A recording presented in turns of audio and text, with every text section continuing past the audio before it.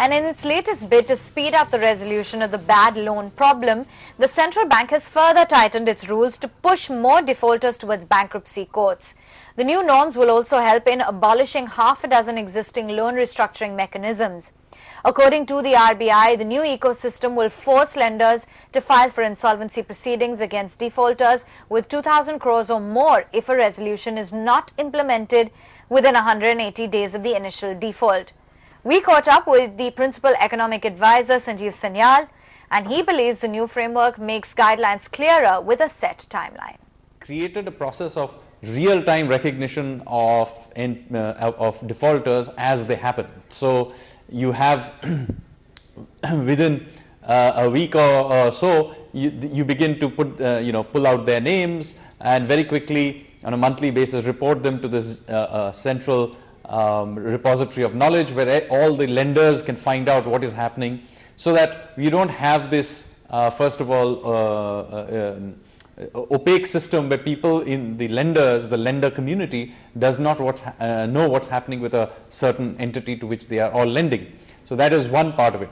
Secondly, even after things were recognized, what used to happen, you had this very complicated series of opaque processes, many of them overlapping, did not have clear time horizons, and very complicated acronyms, which unnecessarily delayed things. You now have a much more clear set of a framework, a generic framework, which it can be applied in most cases. There's a clear timelines have been put together, particularly for the large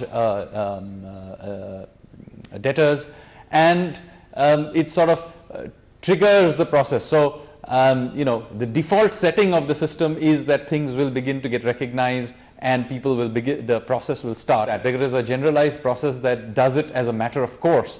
So this is a very important step in many ways.